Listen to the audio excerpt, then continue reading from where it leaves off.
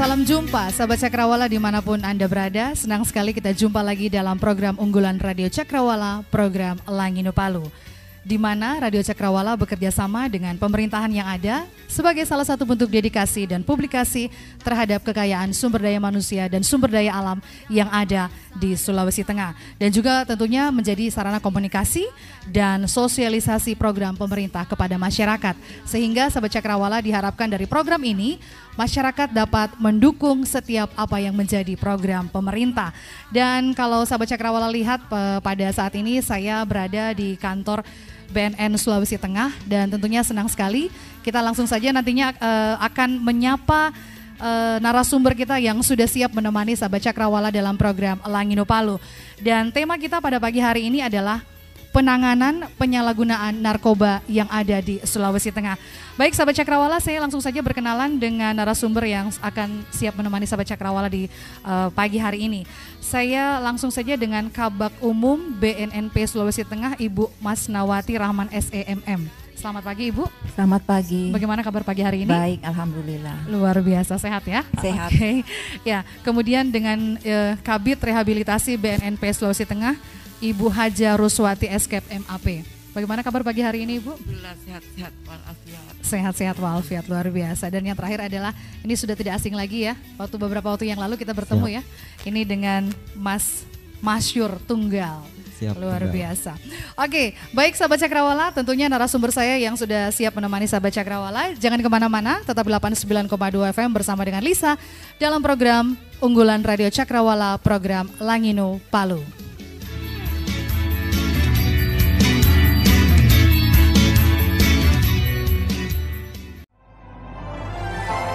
Assalamualaikum warahmatullahi wabarakatuh. Shalom, Om Swastiastu, Namo Buddhaya, Salam Kebajikan.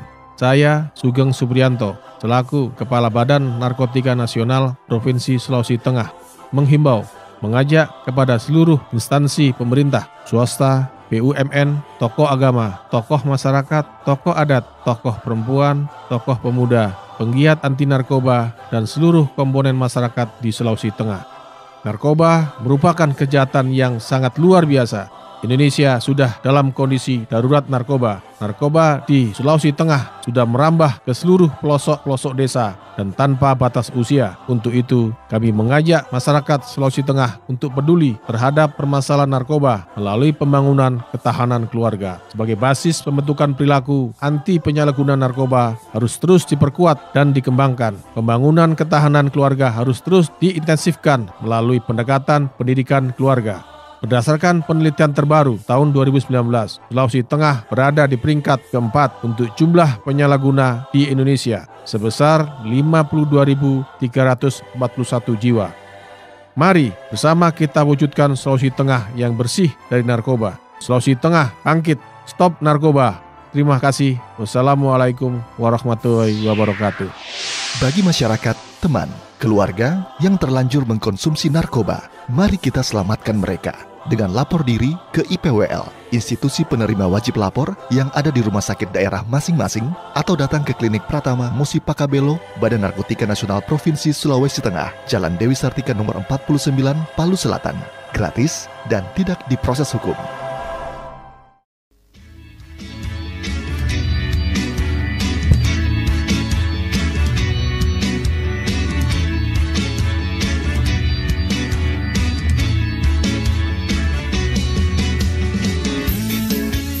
Oke, baik sahabat Cakrawala, kembali lagi bersama dengan Lisa di 89,2 FM dalam program Langino Palu.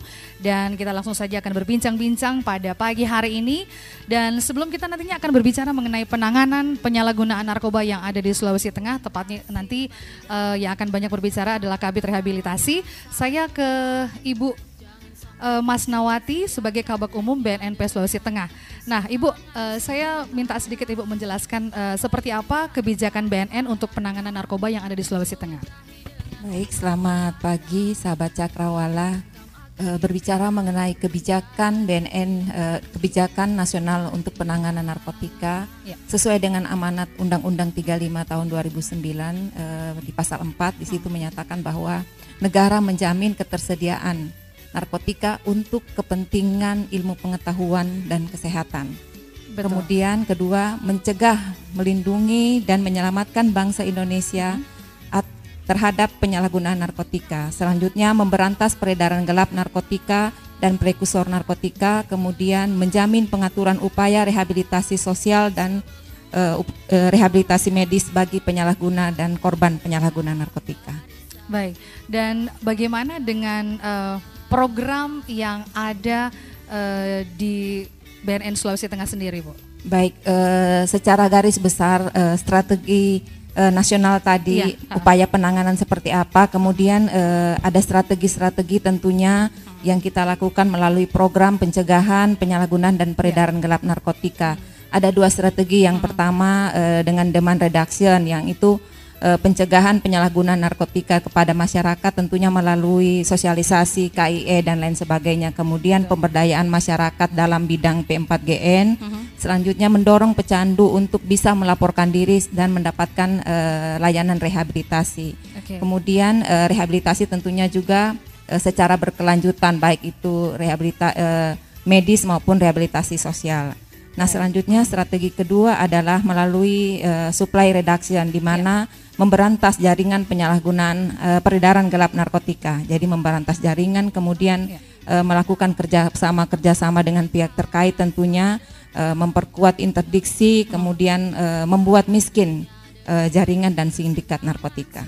Membuat miskin jaringan sindikat narkoba itu seperti apa itu, Bu? Ya, dengan TPPU. Jadi ada program pencucian uang seperti itu. Baik, dan Ibu juga tentunya sebagai salah satu kabak umum tentunya mempunyai giat yang luar biasa dalam kegiatan ini. Iya, siap. Kami mendukung semua program dengan bidang teknis tentunya. Dengan bidang teknis tentunya. Ya, Ibu, sejauh mana peran BNN Sulteng dalam memberantas penyalahgunaan dan peredaran gelap narkoba di Sulawesi Tengah? Kami melakukan berbagai upaya, tentunya kalau berbicara mengenai penanganan narkotika memang BNN tidak bisa sendiri. Kami butuh partisipasi seluruh lapisan masyarakat, seluruh stakeholder, baik itu pemerintah provinsi, pemerintah daerah, kabupaten kota maupun seluruh masyarakat, dunia usaha, dunia pendidikan. Nah, kemudian program-program juga yang kami lakukan selama ini antara lain untuk meningkatkan ketahanan keluarga. Kenapa ketahanan keluarga? Karena diupayakan bahwa BNN akan melatih semua keluarga untuk menjadikan anak-anaknya menjadi lebih baik. Karena dengan anak-anak yang lebih berperilaku lebih baik, tentunya ini bisa menjadi benteng bagi anak-anak itu sendiri. Kemudian program-program lain yang juga menjadi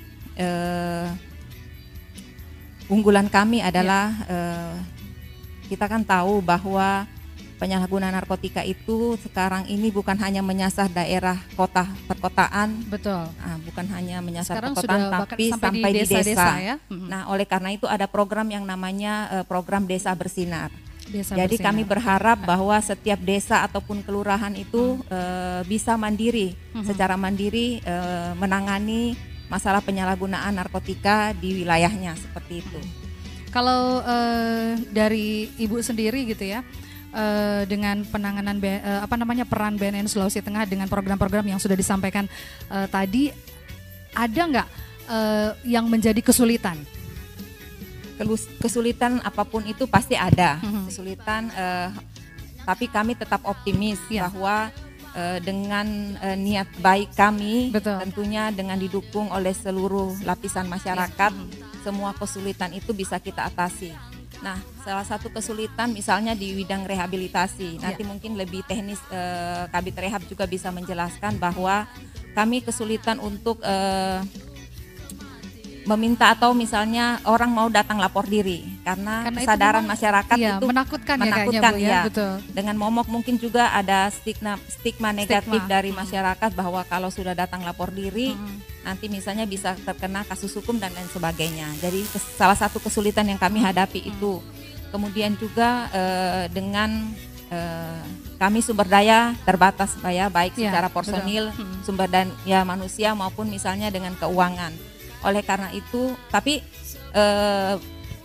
berdasar dengan hal itu sebenarnya ada kebijakan-kebijakan pemerintah lain yang juga bisa mendukung kami dalam penanganan masalah narkotika, misalnya ada terbitnya Impres. Betul. Impres, Instruksi Presiden mengenai Rencana Aksi Nasional P4GN. Ya. Nah, di situ memerintahkan kepada seluruh, menginstruksikan kepada seluruh kementerian, lembaga dan pemerintah daerah untuk ikut serta melaksanakan Rencana Aksi Nasional, tentunya yang terkait dengan tupoksinya masing-masing. Tetapi ada hal-hal empat instruksi yang disampaikan bahwa setiap pemerintah daerah yang pertama diharapkan punya peraturan daerah tentang penanganan P4GN. Itulah salah satu mungkin yang bisa menjadi pemecah kesulitan atau masalah yang kami hadapi untuk penanganan masalah narkotika. Dengan adanya peraturan daerah diharapkan memang daerah bisa ikut serta mensukseskan program, kemudian penanganan di wilayah tersebut tentunya lebih komprehensif dengan bantuan semua pihak. Kemudian pelaksanaan tes urin. Nah, pelaksanaan tes urin di salah satu instruksi tersebut khusus untuk ASN, setiap pemerintah daerah diharapkan minimal 2% setiap tahun melaksanakan tes urin kepada seluruh ASN-nya.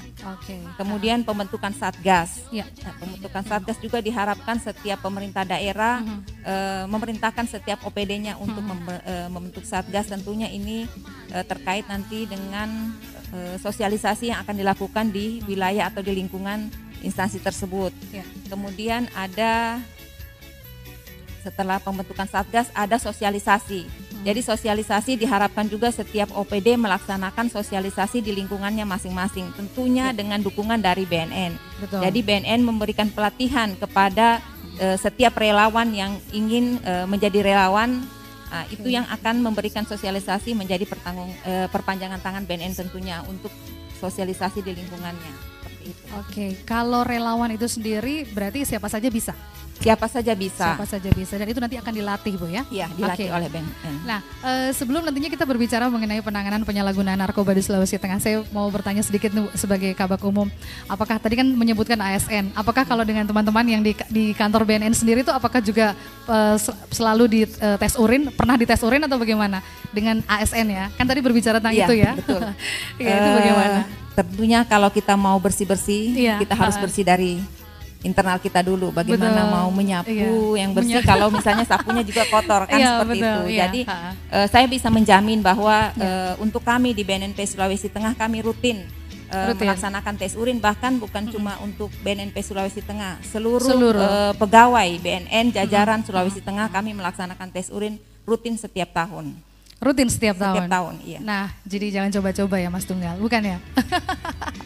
Oke, nah baik Sobat Cakrawala, demikian perbincangan kita sebelum kita masuk di tema yang menjadi topik kita, penanganan penyalahgunaan narkoba. Kita sudah berbicara banyak mengenai bagaimana BNN begitu luar biasa mendukung setiap apa yang menjadi program pemerintah, dan juga tentunya Sahabat Cakrawala, kita juga harapkan buat Sahabat Cakrawala yang mendengarkan program ini akan mendapatkan banyak pelajaran seperti apa dan bagaimana, apalagi hari ini kita akan berbicara mengenai rehabilitasi.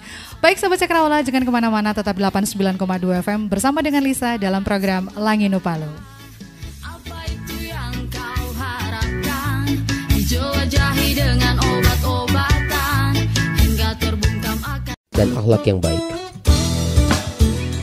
Dengan tujuan generasi yang cerdas, SMA Kristen Bala Keselamatan Palu didukung dengan ruangan yang nyaman untuk proses belajar mengajar serta ketersediaan laboratorium untuk mendukung proses kegiatan belajar mengajar. SMA Kristen Bala Keselamatan Palu juga dilengkapi dengan fasilitas dan juga lapangan olahraga untuk para siswa dan siswi. SMA Kristen Bala Keselamatan Palu juga memiliki tenaga pengajar yang kompeten pada bidangnya. Dengan standar pendidikan latar belakang S1, SMA Kristen Bala Keselamatan Palu mendidik anak-anak Anda menjadi siswa-siswi yang berkualitas. Segera daftarkan anak-anak Anda di SMA Kristen Bala Keselamatan Palu, beralamat di Jalan Toua nomor 80 Palu, telepon 0852 4147 2964. Untuk pendaftaran online, silakan kunjungi sites.google.com/view/sbk Palu. SMA Kristen Bala Keselamatan Palu, untuk generasi cerdas.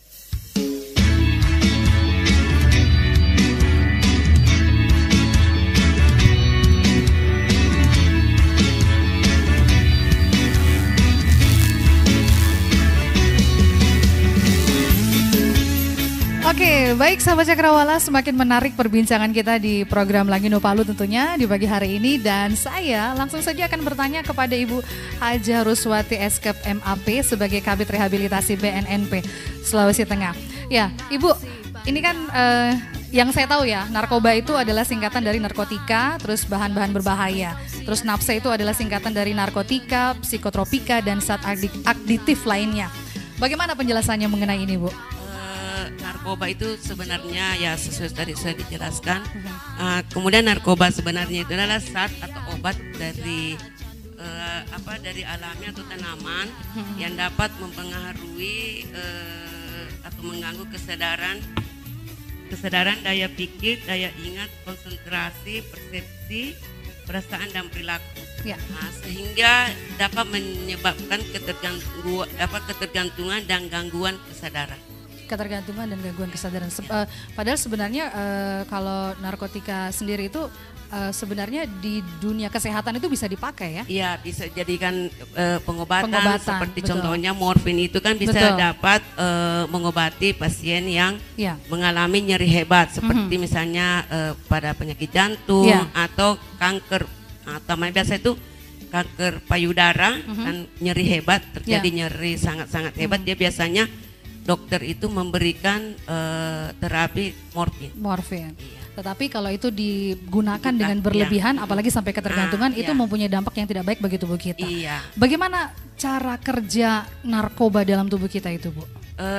Cara yang sebenarnya itu narkoba itu dalam tubuh kita itu yang paling pertama, paling awal yang dipengaruhi adalah otak. Otak kita ya? Sebagaimana kita ketahui, otak itu fungsinya adalah mengendalikan seluruh aktivitas yang ada dalam tubuh kita. Betul. Jadi kalau otak yang terganggu mutlak keadaan tubuh kita terganggu. Misalnya bisa terganggu pola berpikir kita. Ya.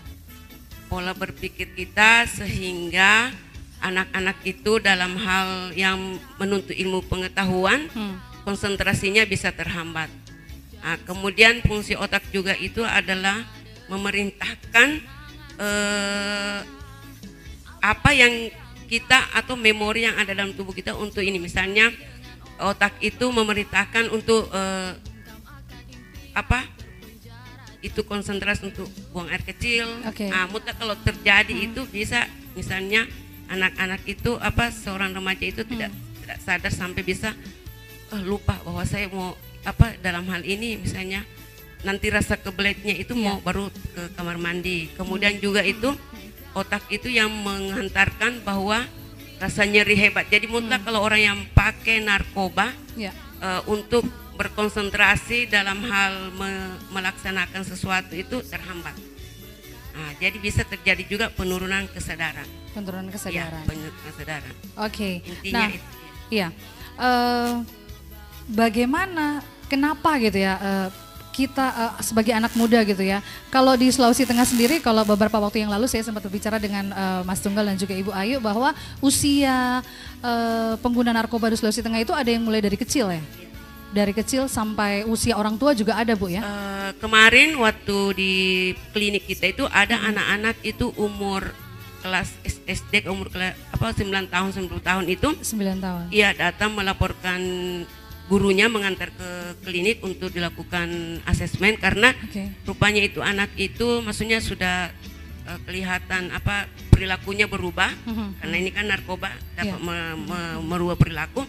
Anak-anak itu sudah mulai melakukan hal-hal yang kita tidak inginkan seperti melakukan penjarahan atau menghadang-hadang temannya, meminta-minta uang, malak gitu ya, karena ingin punya uang. Ingin punya uang, betul. Itu ingin punya uang karena ini narkoba ini kalau disalah orang ini bisa saja membuat orang bisa jadi kaya, jadi berada. Maksudnya jadi yang tadinya tidak punya uang, tidak punya apa, tapi dengan bujukan-bujukan para bandar ini atau para kurir ini, akhirnya itu anak-anak itu sempat tertarik supaya dia bisa beli baju yang bagus, bisa berpenampilan seperti teman-teman yang berada, orang-orang yang kaya. Jadi itulah sasaran para bandar atau para kurir pada anak-anak yang anak-anak di bawah umur supaya bisa menjadi sebagai jembatannya untuk ini. Begitu. Iya. Tapi kalau di Sulawesi Tengah sendiri berarti selain anak-anak juga orang tua juga ada ya? Orang tua juga ada. Seperti kemarin biasa seperti kalau ada penangkapan di Polres itu kebanyakan yang istilahnya yang produktif orang-orang yang ini yang karena berpikir misalnya contoh kerjaannya kemarin cuma sebagai buruh pasir yang ambil pasir terus ditawarkan untuk pekerjaan ini yang cuma 1 kali kerja bisa dapatkan langsung mendapatkan uang yang besar misalnya sampai 250.000 kalau dia bagali pasir cuma sedikit hanya untuk beli bahan makanan untuk 1 hari itu tapi kalau dengan sebagai kurir dia bisa saja punya mobil, punya apa kan semua manusia kan punya impian Bu. Jadi halal dan haramnya di belakang persoalan. Yang penting kita cari uang dulu ya. Itu bujuk rayu yang luar biasa itu. Saya berharap sahabat Cakrawala di rumah ketika ada yang mengajak, mungkin diajak untuk melakukan sesuatu hal yang menjual narkoba itu, jangan sampai ya Bu ya. Apalagi generasi muda ya, benar. Dan kalau di usia anak-anak tadi itu kan mereka apa yang mereka konsumsi itu Bu?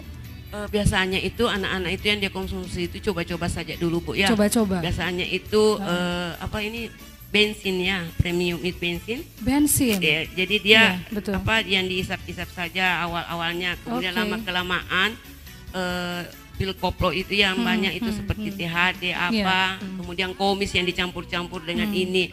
Nah, itu juga ya lem Fox itu sudah yang dicampur tadi itu. Jadi awalnya saja lama-lama kalau sudah ini dia cari yang lebih mengarah sudah biasa ke tapi anak-anak juga di bawah umur sudah ada yang pakai sabu-sabu Bu karena kita di klinik kita itu sudah ada yang diantar oleh keluarga dengan memakai pas di tes urin itu hasil saknya itu adalah amfetamin dan metamfetamin berarti itu sabu-sabu Bu. Sabu-sabu itu yang masih usia sabu-sabu itu tidak mengenal usia, pokoknya sabu-sabu yang banyak beredar di provinsi di masyarakat ini adalah itu sabu-sabu itu saat narkoba yang banyak beredar sabu-sabu. Kecuali kalau misalnya penggunanya itu misalnya dari Jawa atau kuliah di Jawa itu biasa sudah di situ yang banyak macam-macamnya biasa seperti pakai ganja. Tapi kalau yang ada datang di klinik kami di sini di BNNP itu ya sekitar 99% itu pengguna sabu. Iya. Sebenarnya apa ya yang menjadi pemikiran begitu yang menyebabkan seseorang ingin mencoba narkoba? Padahal kan sebenarnya kita sudah tahu hal-hal buruknya untuk diri kita sendiri, tapi kita kok masih ingin mencoba. Sebenarnya bagaimana itu Bu? Itu tadi seperti sudah saya jelaskan tadi itu karena ingin bersenang-senang. Bersenang-senang misalnya dia punya masalah atau apa, dengan penyampaian temannya, teman gaulnya itu bahwa kalau misalnya anak-anak itu di rumahnya bete atau ada persoalan dengan orang tua, merasa tertekan, jadi dia dibujuk-bujuk lah, dibujuk rayu sama temannya, gampang itu untuk kita keluar dari suatu persoalan itu, coba gunakan ini, ini. Jadi itu ingin coba-cobanya itu, tapi yang paling ngetren itu anak-anak itu karena ingin bersenang-senang dan ingin jadi orang gaul.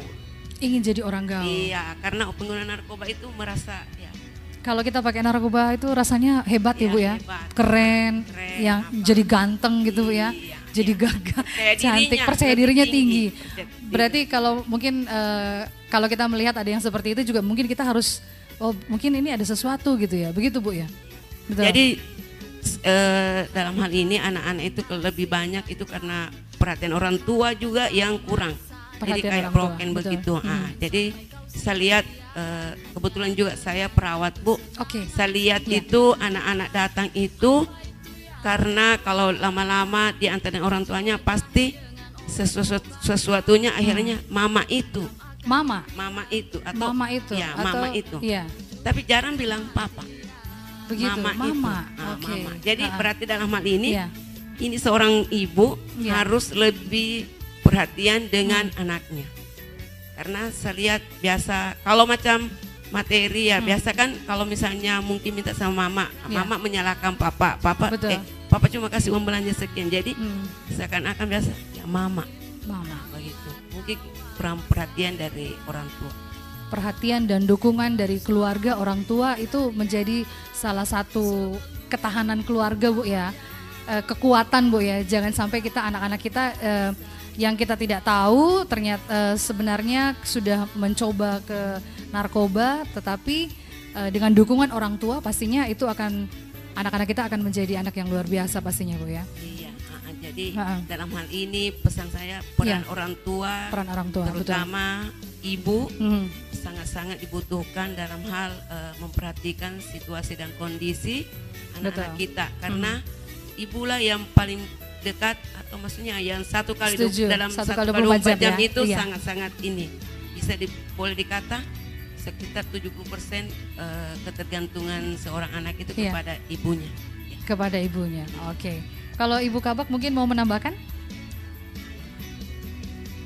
Baik, seperti yang saya sampaikan tadi dan menyambung apa yang disampaikan oleh Ibu Kabit Rehab bahwa memang peran orang tua sangat dibutuhkan di dalam menciptakan perilaku anak yang lebih baik tentunya.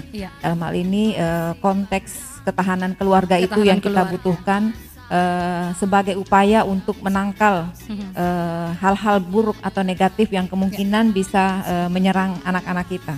Seperti itu mungkin, Pak. Betul, ketahanan keluarga memang kita harus betul-betul memperhatikan anak-anak kita. Karena kekuatan dari orang tua juga menjadi kekuatan anak, Bu ya. Iya. Betul sekali. Oke, nah saya ke Mas Tunggal nih. Mas Tunggal, sebagai generasi muda, kenapa menurut Mas Tunggal, kenapa anak muda, generasi muda itu menjadi sasaran utama pengedar narkoba? Kalau saya lihat secara pribadi ya. Karena ya itu tadi sudah dijelaskan sih beberapa partnya. Cuman kalau menurut pandangan saya, nah karena ada beberapa faktor. Yang pertama itu tadi faktor karena selalu ingin diperhatikan. Sebenarnya maaf saya buka ya. Oh iya, nggak apa-apa. Oh iya. Karena selalu ingin menjadi pusat perhatian. Maksudnya remaja, anak muda pasti selalu ingin selalu diperhatikan oleh lingkungan sekitarnya. Itu sebenarnya salah satu faktor besar menurut saya di mana sehingga ketika dia merasa tidak bisa seperti apa yang dia inginkan, disitulah mulai faktor stres itu datang. Nah, makanya tadi saya sangat setuju tentang ketahanan keluarga. Itulah mungkin pentingnya ketahanan keluarga, walaupun mungkin maksudnya saya berkeluarga, tapi saya sangat menyimak tadi pembicaraannya sangat hikmat. Di mana saya sih dari penjelasannya saya mendapatkan 2 gambaran. Ternyata di dalam ketahanan keluarga itu ada 2 faktor yang itu mempengaruhi faktor eksternal dan faktor internal keluarga sendiri. Mungkin di dalam keluarga sendiri itu masalah-masalah yang ada di dalam keluarga. Nah, selanjutnya yang tadi pentingnya perhatian di dalam keluarga, yaitu terutama ibu, sekitar disampaikan sama Ibu Kabit tadi sekitar 70%. Saya sangat setuju, bahkan kalau bisa sih 90%. 90% ya, oke. Nah, kalau misalnya untuk anak muda, kalau saya secara pribadi ya mari kita produktif, mari kita isi kegiatan-kegiatan positif. Kalau misalnya memang kita merasa perlu untuk berbicara ke orang lain, saya akan langsung berbicara ke orang lain. Nah, yang jadi masalah sekarang banyak anak-anak yang merasa bisa menyelesaikan masalahnya sendiri, bahkan dengan memanfaatkan media sosial. Dia malah curhat di media sosial.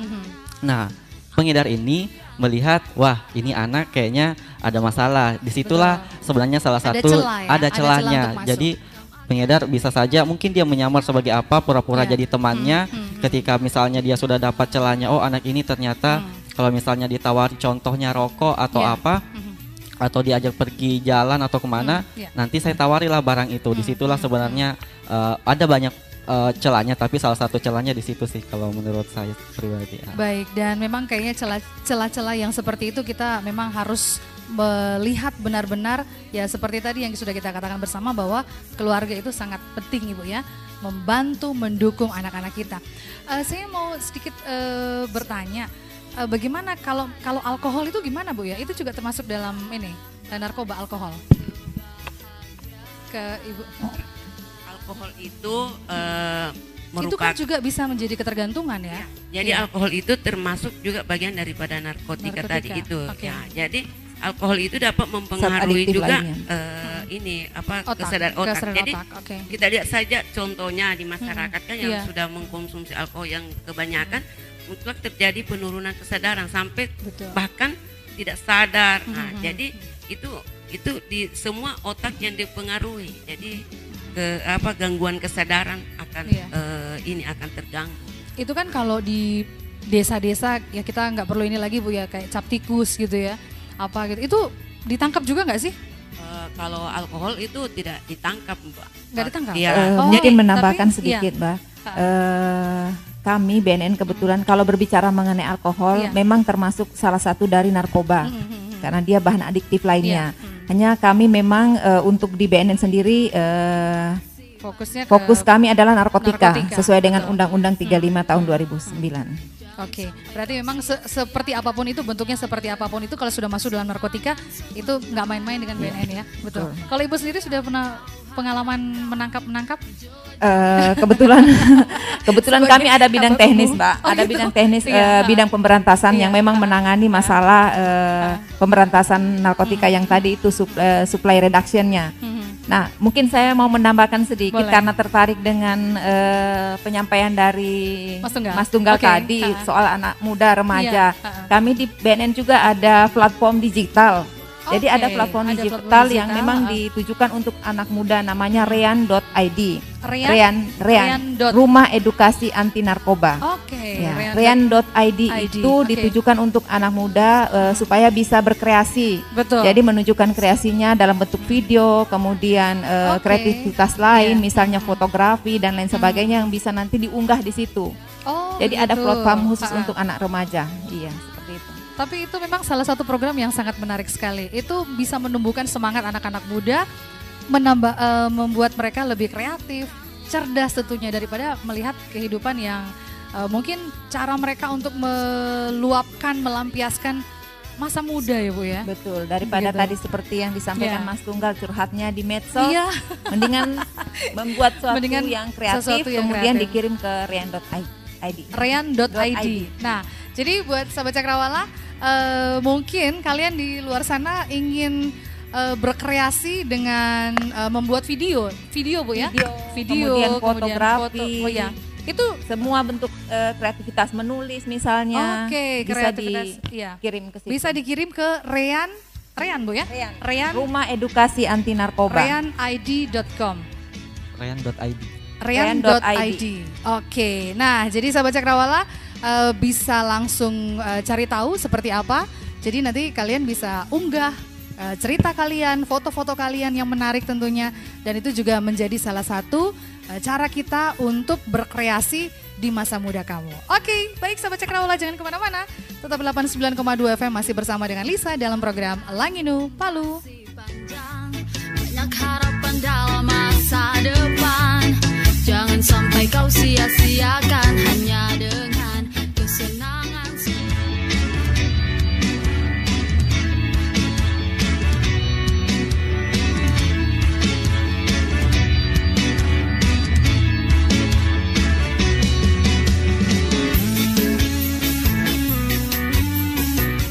Oke, baik sahabat Cakrawala, kembali lagi masih bersama dengan Lisa dalam program Langinu Palu, dan tentunya masih bersama dengan narasumber kita yang begitu luar biasa pada saat ini.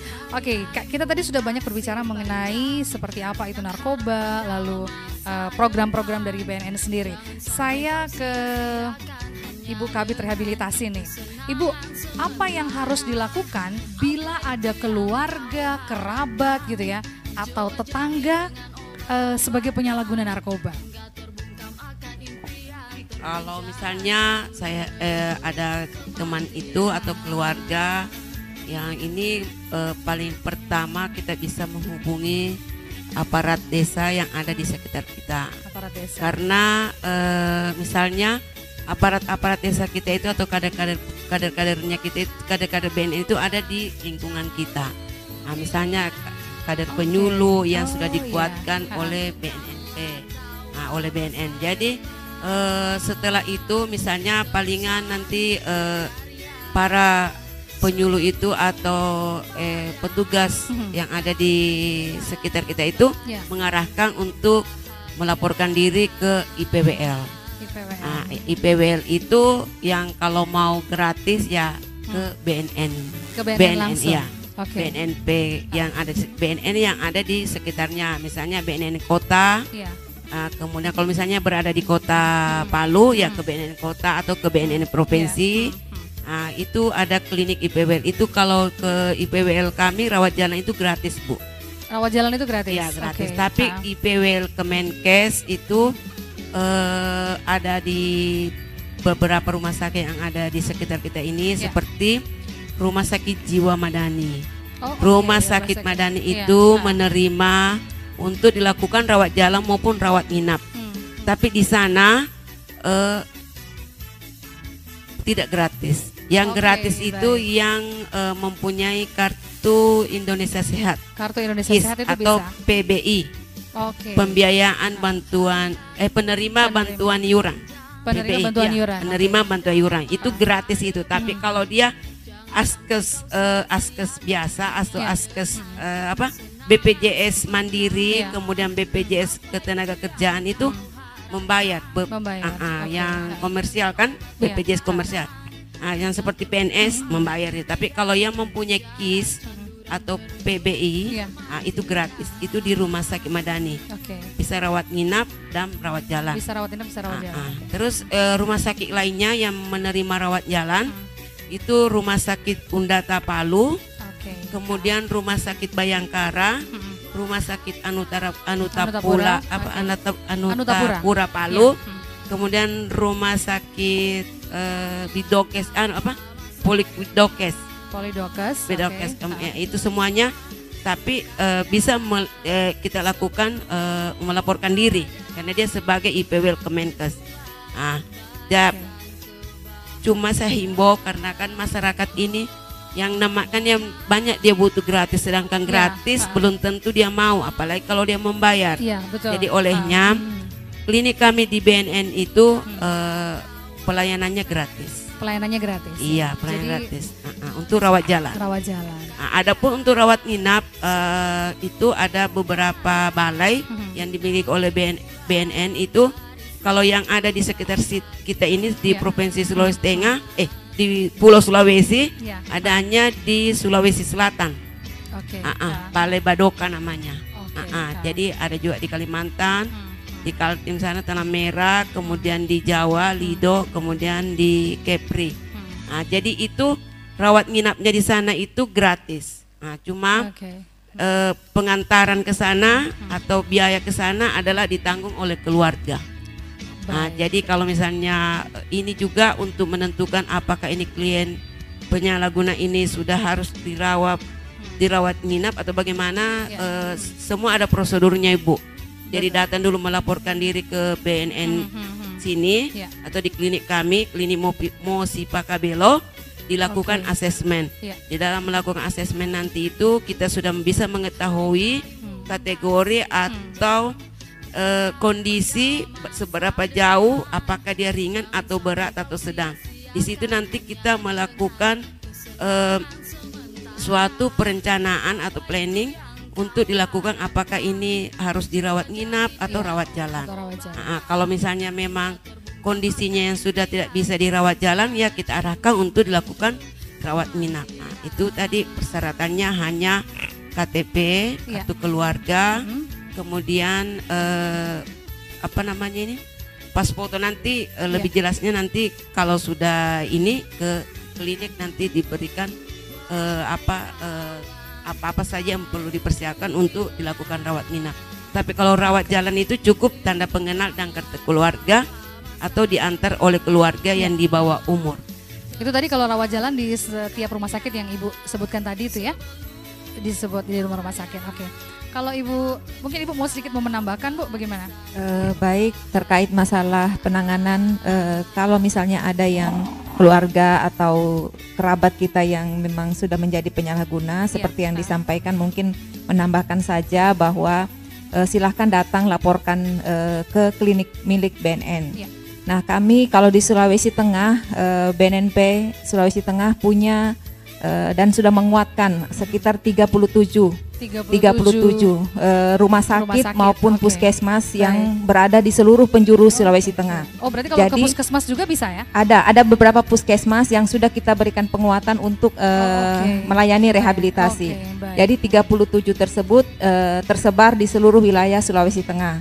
Silahkan misalnya sahabat Cakrawala kalau ada keluarga, kerabat, sahabat yang memang menjadi penyalahguna, silahkan datang melaporkan diri ke tempat atau rumah sakit maupun puskesmas milik pemerintah daerah. Jadi kita bekerja sama dengan pemerintah daerah, rumah sakit tersebut dijadikan tempat rehabilitasi rawat jalan. Nah, seperti yang disampaikan itu bahwa semuanya biayanya gratis. Nah, kalau selanjutnya kan ada proses, begitu lapor diri tadi sudah disampaikan Kabid Rehab, pertama kali lapor diri akan dilakukan asesmen untuk mengetahui tingkat ketergantungan klien tersebut. Kalau memang dia harus menjalani rawat jalan, cukup akan dilayani di tempat tersebut, tempat dia melapor. Tapi kalau misalnya hasil asesmennya keluar rekomendasi dia harus rawat inap, itu berarti kita harus mengirim ke balai milik BNN. Paling dekat adalah di wilayah Sulawesi di Balai Rehabilitasi Badoka. Nah, itu juga semua itu di jalan gratis. Apa ya, Bu? Di daerah Dayak, Sudiang. Sudiang, Makassar, paling dekat untuk wilayah Sulawesi. Ya, itu tadi semua gratis juga. Gratis. Sejauh ini sudah ada yang ke sana? Sudah banyak. Jadi tadi disampaikan bahwa biaya untuk balai rehabilitasi milik BNN itu gratis.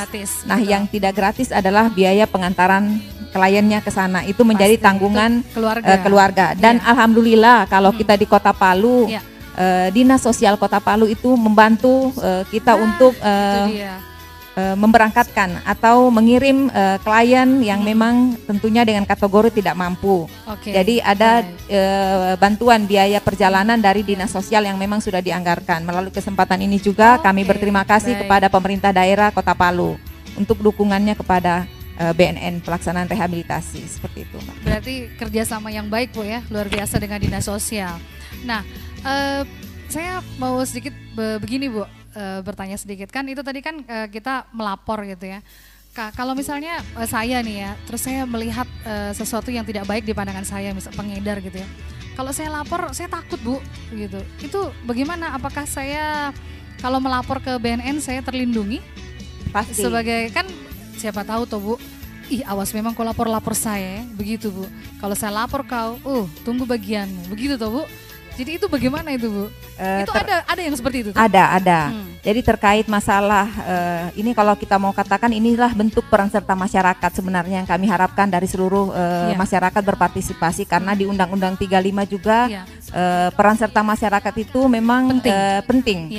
Di situ ada mulai pasal 103 sampai 108 disebutkan peran serta masyarakat. Salah satunya adalah mau melaporkan jika ada di sekitarnya yang memang diindikasikan terlibat masalah penyalahgunaan narkotika. Aduh, menakutkan tuh. Jadi kalau masalah takut, kami menjamin setiap pelapor yang masuk itu identitasnya kami rahasiakan, tidak akan ketahuan sama yang siapapun. Dilaporkan itu ya. Pokoknya kita terlindungi, Bu, terlindungi. Ya? Nah, oleh karena itu silahkan melaporkan segala bentuk penyalahgunaan narkotika di wilayah kita ya. Waduh. Nah, sahabat Cakrawala, jadi jangan takut untuk melaporkan ya. Kalau misalnya ada sesuatu yang menurut kalian, wah ini kayaknya sudah tidak benar nih gitu, sebagai anak muda atau aparat pemerintah atau apapun masyarakat, kita perlu untuk mendukung program dari pemerintah tersebut. Jadi jangan takut untuk melapor, Bu, ya. Karena kita juga sebagai pelapor akan dilindungi dan juga tentunya ini akan menyelamatkan generasi bangsa.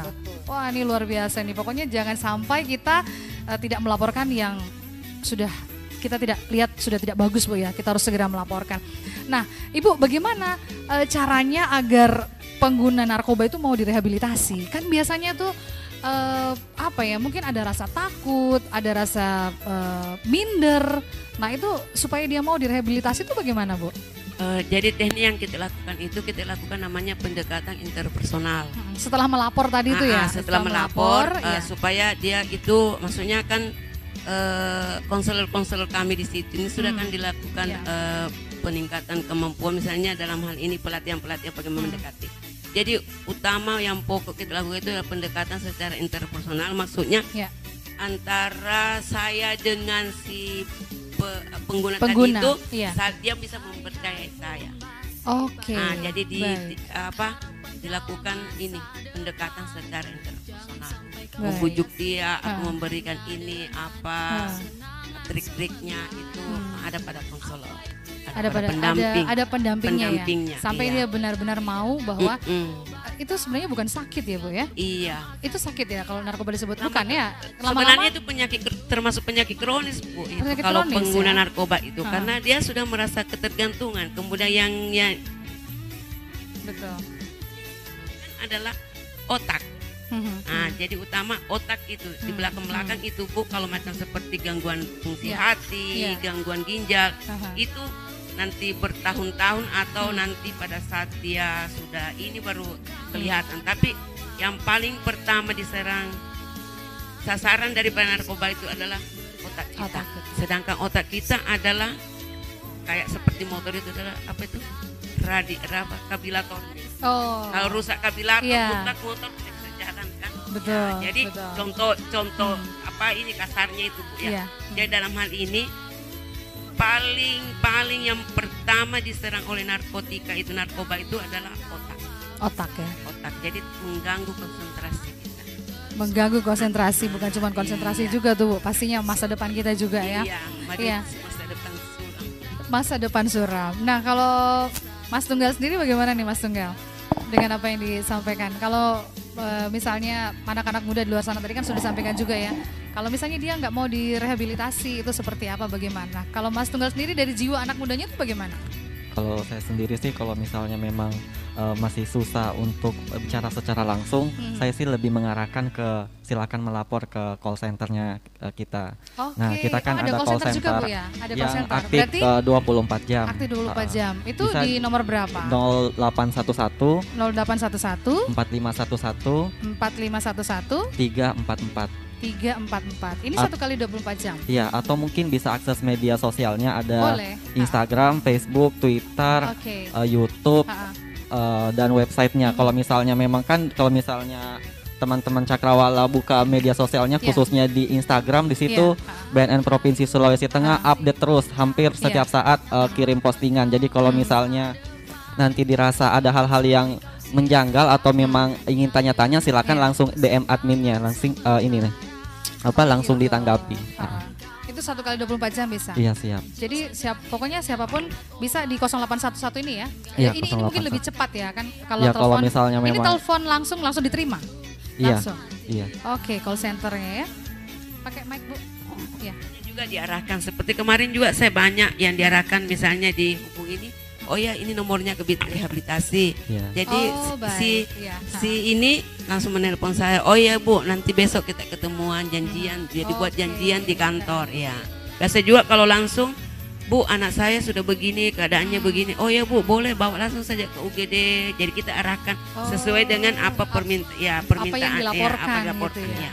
Jadi langsung kita berikan tanggapan. Cuma kalau misalnya tidak terlalu emergensi, misalnya cuma mau lakukan lapor diri ya sesuai datang di jam kerja. Begitu. Tapi banyak sih Bu kemarin yang menelpon saya itu misalnya anaknya sudah sampai muntah-muntah, sampai dia mungkin sudah hiperdosis. Jadi saya arahkan saja ke pelayanan kesehatan yang terdekat untuk untuk dilakukan tindakan kedaruratan. Oke, berarti kita langsung telepon saja di call center 0811 4511 344, nanti akan diarahkan. Benar Bu ya?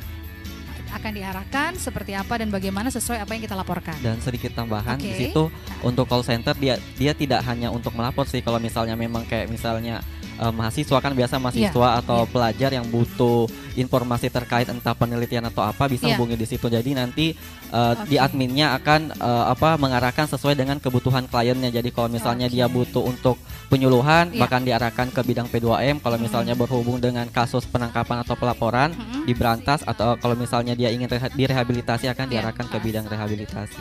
Oke, berarti nanti segala sesuatu informasi akan diberikan penjelasan di call center itu lebih jauh lagi. Oke. Nah, saya mau ke Ibu Kabak nih, Bu, Kabak Umum. Bu, bagaimana bila penyalahguna narkoba itu tertangkap? Bagaimana tuh, Bu? Baik.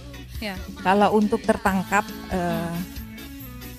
kami memang ada bidang teknis pemberantasan. Ya.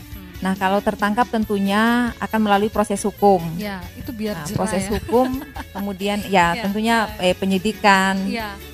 Ada proses hukumnya. Nanti tinggal kita lihat seperti apa proses hukumnya yang tentunya akan ditindak tegas karena undang-undang kita kalau terkait dengan sindikat jaringan itu sangat tegas. Betul. Sangat tegas Undang-Undang 35 tahun 2009.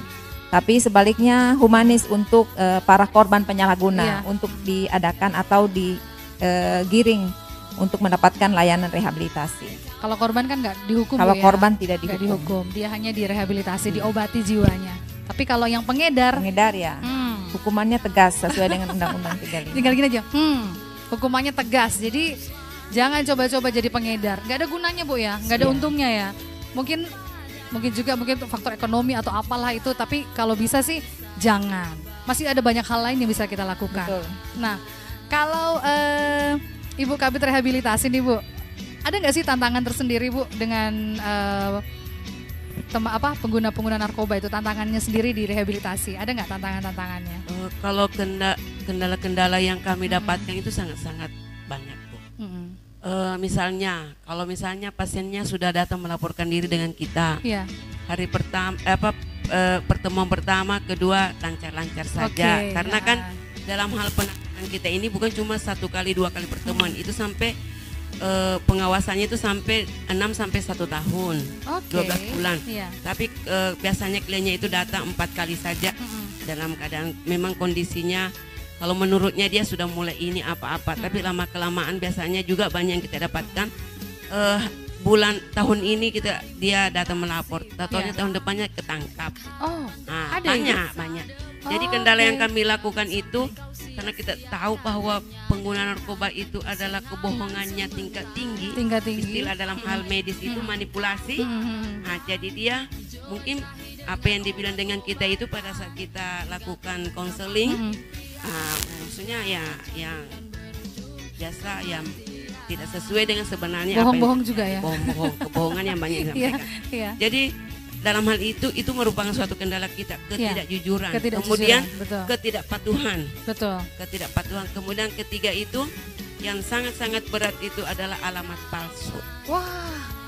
Alamatnya misalnya KTP-nya, Bu, memang KTP-nya misalnya karena kita ini kan daerah di Palu ini kan banyak pendatang, Bu. KTP-nya misalnya dari daerah Morowali, alamatnya Jalan Gusti Ngurah Rai. Pada saat datang itu, pas kita untuk melakukan kunjungan, karena ada kita namanya home visit, bukan alamat itu, atau nomor HP-nya dia ganti lagi. Jadi kan kalau misalnya 4 kali sudah datang atau baru 3 kali. Kemudian minggu depannya tidak datang, minggu depannya lagi tidak datang, 3 minggu sudah tidak datang, sampai sudah 1 bulan. Jadi kita cari nomor yang bisa dihubungi. Nomor yang Anda tuju berada di luar jangkauan atau sudah diganti nomornya. Jadi itu merupakan suatu kendala bagi kita. Jadi alamat pindah-pindah, kemudian atau memang misalnya karena ini anak-anak ini juga misalnya cari kerjanya di Palu, setelah ini pindah lagi barangkali di daerah mana apa. Jadi itu yang merupakan suatu kendala sama kita. Alamat-alamat itu pindah-pindah alamat dan nomor kontak yang di ini. Saya ingin sampaikan sedikit, Bu, tentang tadi bagaimana bila penyalahguna tertangkap. Jadi kalau misalnya penyalahguna tertangkap itu dia datang melaporkan ke BNNP atau BNNK, itu dilakukan asesmen terpadu. Kita di sini ada tim asesmen terpadu yang terdiri dari ada tim medis, ada dan tim hukum. Tim medis itu fungsinya adalah untuk mengetahui keterkaitannya mengenai penggunaan narkoba. Bagaimana sejauh mana dia sudah menggunakan narkoba. Misalnya pada saat, tapi ini yang tertangkap yang dilakukan ini adalah misalnya bila positif tes urinnya. Yang positif tes urinnya pada saat tertangkap. Nah, itu dilakukan ini. Tapi kalau misal baru dilakukan juga tim hukum itu melakukan suatu observasinya itu, interviewnya itu tentang barang kepemilikan, maksudnya barang bukti yang dimiliki, ada berapa gram atau bila misalnya barang bukti dibawa SEMA, surat edaran Mahkamah Agung itu, dia berhak untuk mendapatkan rehabilitasi sesuai dengan hasil asesmen tim medis tadi.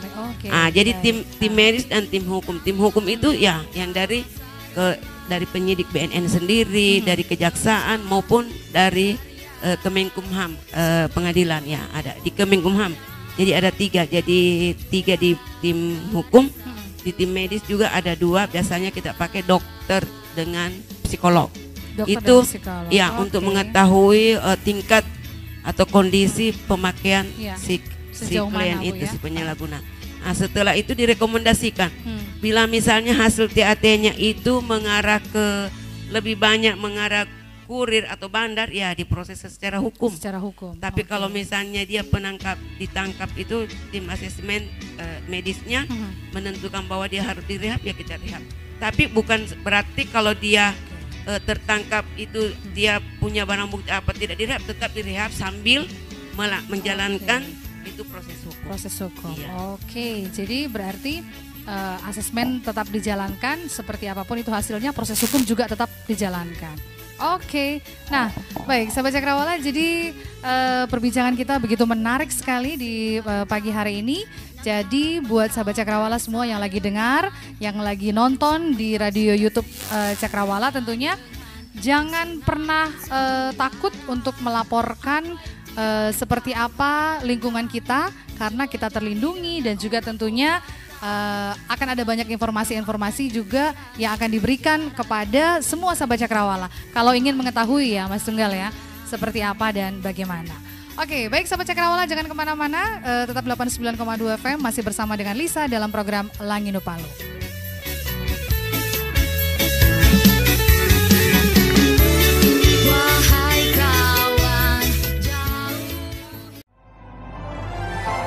Assalamualaikum warahmatullahi wabarakatuh. Shalom, Om Swastiastu, Namo Buddhaya, salam kebajikan. Saya Sugeng Supriyanto, selaku Kepala Badan Narkotika Nasional Provinsi Sulawesi Tengah, menghimbau, mengajak kepada seluruh instansi pemerintah, swasta, BUMN, tokoh agama, tokoh masyarakat, tokoh adat, tokoh perempuan, tokoh pemuda, penggiat anti narkoba, dan seluruh komponen masyarakat di Sulawesi Tengah. Narkoba merupakan kejahatan yang sangat luar biasa. Indonesia sudah dalam kondisi darurat narkoba. Narkoba di Sulawesi Tengah sudah merambah ke seluruh pelosok-pelosok desa dan tanpa batas usia. Untuk itu, kami mengajak masyarakat Sulawesi Tengah untuk peduli terhadap permasalahan narkoba melalui pembangunan ketahanan keluarga. Sebagai basis pembentukan perilaku anti penyalahgunaan narkoba harus terus diperkuat dan dikembangkan. Pembangunan ketahanan keluarga harus terus diintensifkan melalui pendekatan pendidikan keluarga. Berdasarkan penelitian terbaru tahun 2019, Sulawesi Tengah berada di peringkat keempat untuk jumlah penyalahguna di Indonesia sebesar 52.341 jiwa. Mari bersama kita wujudkan Sulawesi Tengah yang bersih dari narkoba. Sulawesi Tengah bangkit, stop narkoba. Terima kasih. Wassalamualaikum warahmatullahi wabarakatuh. Bagi masyarakat, teman, keluarga yang terlanjur mengkonsumsi narkoba, mari kita selamatkan mereka dengan lapor diri ke IPWL, institusi penerima wajib lapor yang ada di rumah sakit daerah masing-masing, atau datang ke Klinik Pratama Musi Pakabelo, Badan Narkotika Nasional Provinsi Sulawesi Tengah, Jalan Dewi Sartika nomor 49, Palu Selatan. Gratis dan tidak diproses hukum.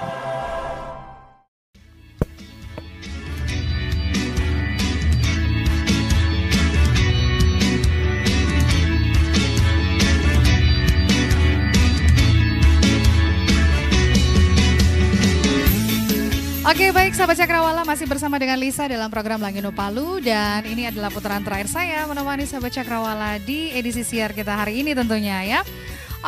Nah sebelum kita akan mengakhiri perbincangan kita yang begitu banyak, saya juga dapat pelajaran banyak Bu dari pusat rehabilitasi ternyata saya kalau jadi pengguna saya perlu direhabilitasi dan saya nggak boleh takut untuk direhabilitasi begitu. Nah untuk yang terakhir nih Bu, kalau dari Ibu Kabid Umum sendiri, menurut Ibu ya, bagaimana caranya kita sebagai anak muda agar tidak terjerumus dalam narkoba? Untuk anak muda sahabat Cakrawala, tentunya menghindari narkoba itu harus dari diri sendiri. Dengan melaksanakan kegiatan-kegiatan yang produktif yang tentunya bisa meningkatkan kreativitas kita. Saya pikir kalau mau menunjukkan jati diri, tunjukkanlah kreativitasmu. Yes, kalau mau menunjukkan jati diri, tunjukkan kreativitasmu gitu ya Bu ya. Jangan yang lain-lain. Ya, ada lagi Bu? Cukup. Ya, nah kalau dari himbauan BNN sendiri bagi pemerintah dan masyarakat terkait dengan masalah narkoba bagaimana? Baik, untuk masyarakat, kami berharap peran serta masyarakat tentunya sesuai dengan amanat undang-undang mau berperan serta untuk melaporkan jika ada kerabat, keluarga, ataupun sahabat yang menjadi penyalahguna, kemudian melaporkan jika ada indikasi jaringan ataupun sindikat di sekitarnya. Kemudian untuk pemerintah daerah kami menghimbau untuk benar-benar melaksanakan instruksi Presiden nomor 2 tahun 2020 tentang Rencana Aksi Nasional P4GN. Dan harapan kita tentunya pemerintah kita pun dapat bekerja sama dengan baik, benar kok? Benar.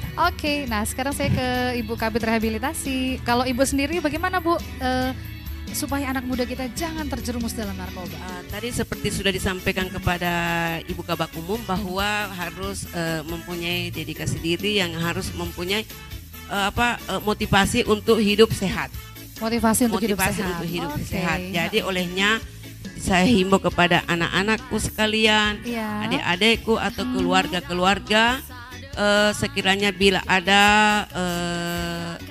ini yang sudah terjerumus dalam kasus narkoba, jangan takut datang melaporkan diri ke IPWL kami, IPWL BNNP yang ada di sekitar kita di sini. Betul. Kemudian pelayanannya gratis. Gratis.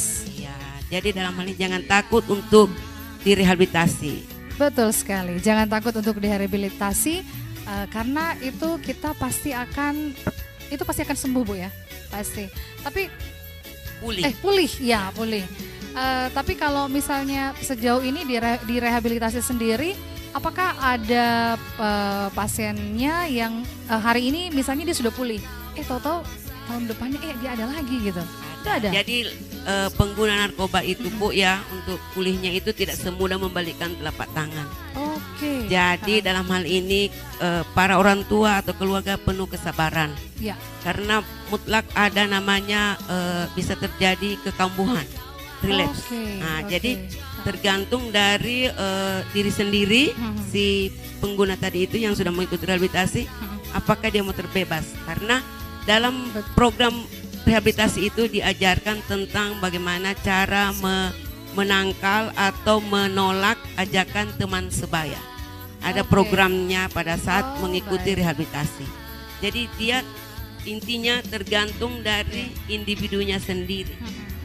Pada saat itu kalau misalnya karena dia 87% atau sampai 99% itu bisa terjadi kekambuhan. Kekambuhan ya. Iya. Jadi tergantung dari lingkungan di mana dia berada. Betul. Kembali ke keluarga, kembali kepada lingkungan masyarakat.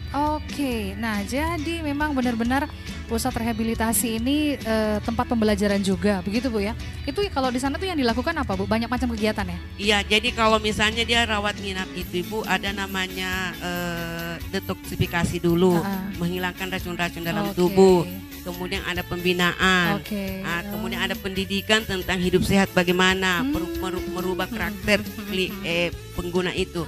Maksudnya yang biasanya, merubah karakternya itu misalnya selama dia mengkonsumsi atau dalam hal ini kebiasaannya nanti dia mau bangun ya bangun, tapi kalau dalam sudah mengikuti rehabilitasi rawat nginap itu ada ketentuan sendiri, misalnya jam 4 subuh sudah boleh bangun, yang beragama Islam mengikuti sholat tahajud.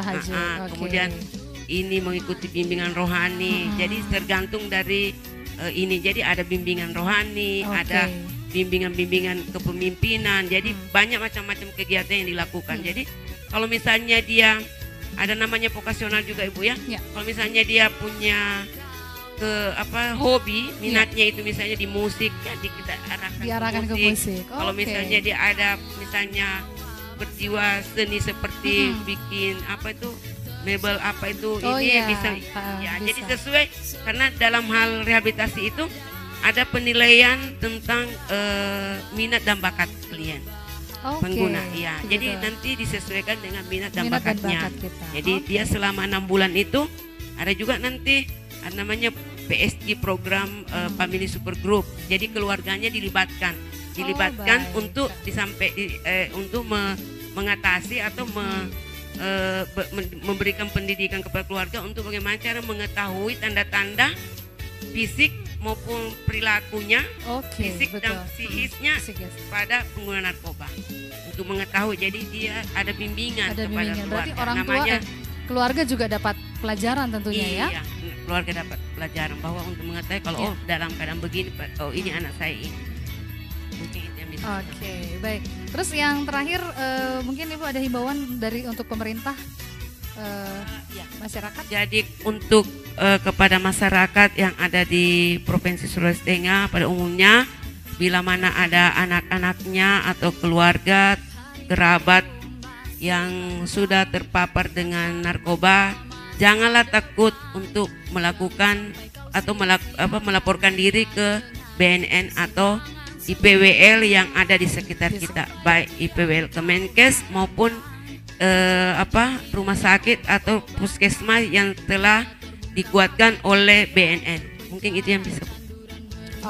Nah jadi pokoknya Sahabat Cakrawala, seperti apapun laporan itu, seperti apapun keluhan-keluhan kamu, dapat kamu laporkan, dapat kamu sampaikan, dan pastinya kalian akan dapat banyak pelajaran di pusat rehabilitasi. Saya pikir pusat rehabilitasi itu tadinya menakutkan, ternyata tidak Bu ya. Ternyata banyak hal yang bisa kita lakukan di sana. Nah, untuk Mas Tunggal nih gimana nih Mas Tunggal? Bagaimana kalau Mas Tunggal itu pasti media sosial gitu ya, supaya tidak terjerumus dalam narkoba gitu ya. Bagaimana? Kalau saya sih untuk himbauan kayaknya untuk merangkum semuanya, kayaknya untuk saya punya yang kayak kemarin itu. Jadi mungkin Sahabat Cakrawala bisa mengikuti di rumah. Contohnya kayak gini. Gimana tuh? Mari kece, produktif, tanpa narkoba. Kita sama-sama Bu ya. Bisa ikut ya. Baiklah. Ini kayak harus atur posisi nih kayaknya nih. Sama-sama ya. 1, 2, 3. Kece, produktif, tanpa narkoba. Sekali lagi. Ini harus lebih semangat Bu. Ayo. 1, 2, 3. 1, 2, 3. Kece, produktif, tanpa narkoba. Wah, luar biasa. Mudah-mudahan perbincangan kita pada saat ini dalam program Langino Palu bukan hanya lalu saja didengar, tetapi ada banyak pelajaran yang bisa kita dapatkan. Dan juga tentunya Sahabat Cakrawala, baik yang ada di Palu, di luar seputaran kota Palu, di daerah mana saja Anda mendapatkan siaran 89,2 FM. Jangan takut untuk melaporkan diri, untuk melaporkan apapun itu, dan pastinya sahabat-sahabat kita pasti akan membantu kita. Dan akhirnya Sahabat Cakrawala, terima kasih untuk perhatian Anda. Dan dari kantor BNN langsung loh ini, Sahabat Cakrawala, dari kantor BNN langsung, saya Mas Tunggal, Ibu Mas Nawati, dan juga Ibu Haja Ruswati, dan juga segenap kru Radio Cakrawala mengucapkan terima kasih atas perhatian Anda, dan sampai jumpa. Jangan sampai kau sia-siakan hanya dengan kesenangan sementara.